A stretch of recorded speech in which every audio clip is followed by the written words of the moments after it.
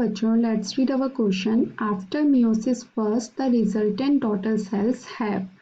तो meiosis first के बाद जो डॉटर सेल्स बनती हैं उसमें कितनी क्या रहता है, तो वो आपके ऑप्शंस हैं ये। A same amount of DNA as present in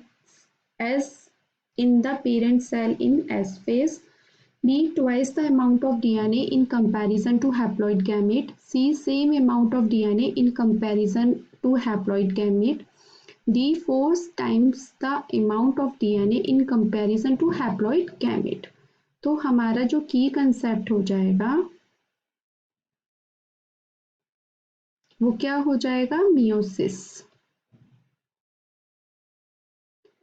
meiosis एक प्रोसेस है जिसमें कि जो एक डिप्लॉइड सेल से, एक डिप्लॉइड सेल है उससे 4 डॉटर सेल्स बनेंगी जो कि हैप्लॉइड होंगी।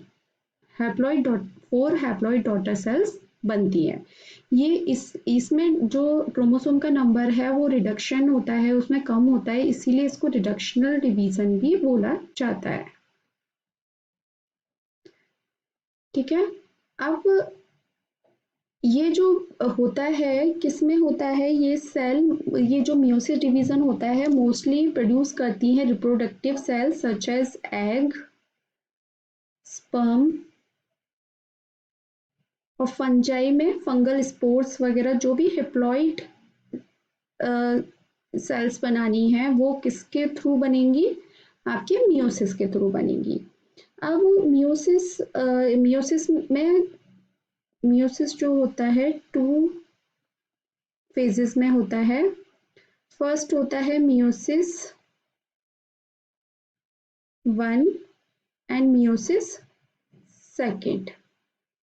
मियोसिस फर्स्ट और सेकेंड को भी आगे जैसे first prophase, prophase first, metaphase first, anaphase first, telophase first, इनमें डिवाइड किया गया है। इसी तरह मियोसिस सेकेंड को भी डिवाइड किया गया है, prophase second, metaphase second, anaphase second और टीलोफेज सेकेंड। तो अब हम एक बार इसका प्रोसीजर देख लेते हैं कि किस टाइप से ये होता है।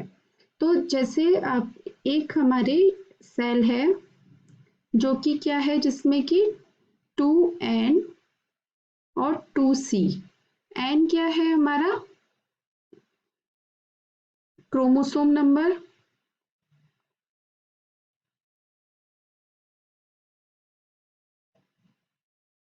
ठीक है। C जो है वो क्या है? DNA content. ओके। तो अब इसमें क्या होगा आगे, जब एस फेज आती है, एस फेज में क्या होता है? रेप्लिकेशन हो जाता है डीएनए का। तो डीएनए के रेप्लिकेशन के बाद 2N, क्रोमोसोम नंबर तो उतना ही रहता है लेकिन जो डीएनए का अमाउंट होता है वो कितना हो जाता है? 4C हो जाता है।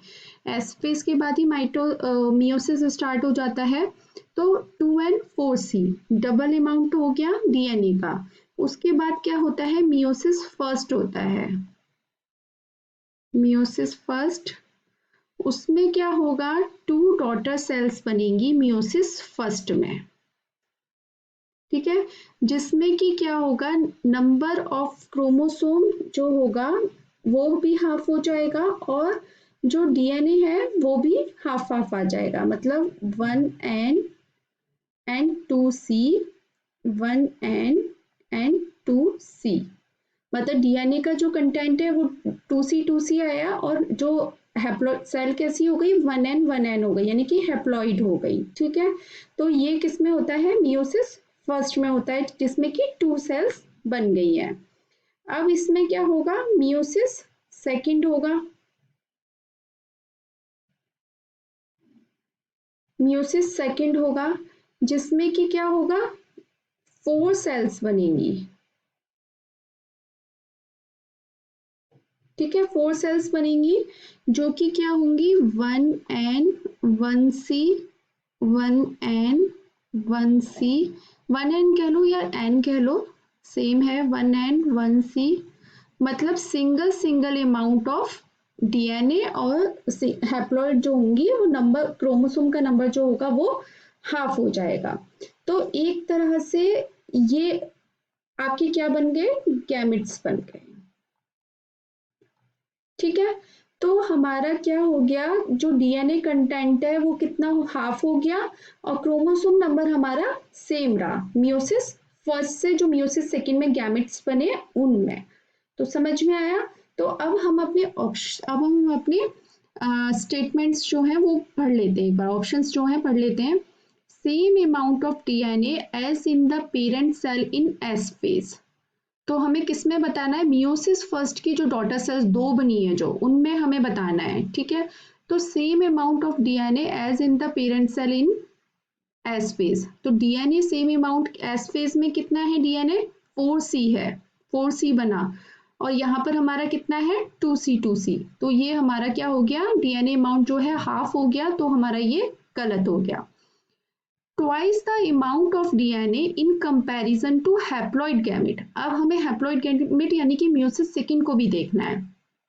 तो इसमें ये बोल रहा है कि जो मियोसिस फर्स्ट के बाद जो डॉटर सेल्स बनी है उसमें डीएनए का अमाउंट ट्वाइस है एज कंपैरिजन टू जो कंपेयर करें गैमेट से। तो बिल्कुल सही है, गैमेट में तो कितना है 1C है, और जबकि हमारा जो मियोसिस फर्स्ट की जो डॉटर सेल्स हैं उनमें कितना है 2C।